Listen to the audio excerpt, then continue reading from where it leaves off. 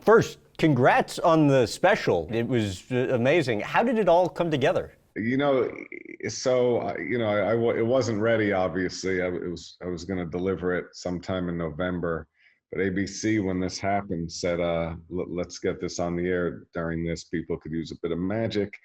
And I thought about it, and they said April 1st is your day, and I was like, "I'll try. It's almost impossible, but I'll try." And so we just basically quickly started assembling and putting things together, and it was one of those things that I'm happy I did it, because I do feel like otherwise it might not have ever happened. And I do feel like this is a time when family and that message is more important than the mystery of a magician. So and then the opening was what I've been doing, which is just magic to kids in hospitals, or magic over FaceTime and things like that, and magic to the staff as well, because they're taking a really hard hit.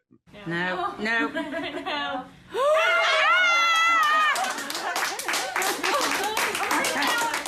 What sticks out to you over the years from your time with the nurses in hospitals, the people that are now on the front lines, obviously, of this battle against coronavirus?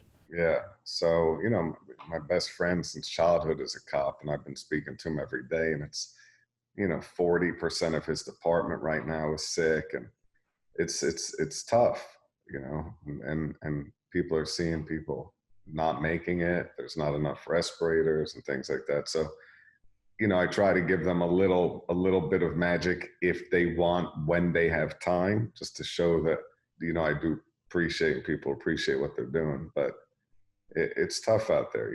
Some of the nurses I've just done the magic for, one of them just got tested with it, and then they don't want to go back home because they don't want to get their family sick, which is the tough part for me. It's when I was suddenly quarantined in LA, I wanted to go be in France with my daughter, but she's with her mom and grandma, and I didn't want to risk getting her grandmother sick, So I basically made that decision. I'm going to wait it out till we can test for antibodies, or until we have some sort of a way to make sure she's going to be safe. You obviously, when travel is allowed, spend time all over the world. How about just a perspective in general for what you're seeing going on globally with coronavirus? I mean, there is some sort of silver lining, as they say. Like, it is bringing people together. People are becoming, more sympathetic to each other, which is really nice. The air is changing, the water is changing. So I think it will give us a new awareness. And I do think that when the whole world comes together on one idea or one thought, I do think that they can resolve it at a very high pace. I did remember Bill Gates constantly, I listened to his talks and saying that there's a big pandemic coming. And by the way, I don't think this is the one. I think there's one that's coming that would be way beyond what we could imagine. So it's almost like we realize now, like our hospital, our healthcare, our systems were short-staffed, and we can't handle this type of outpouring.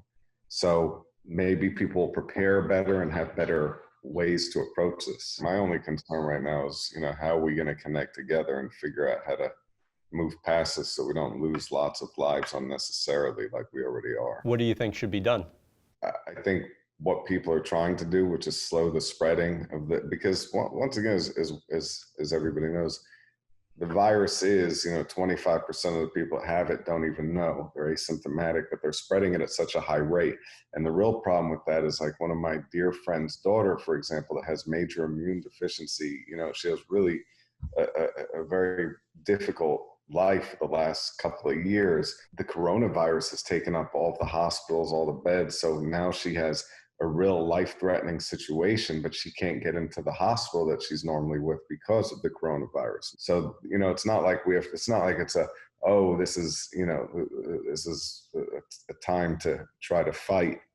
Let science fight while we just follow the rules and try to do what everybody is saying to do.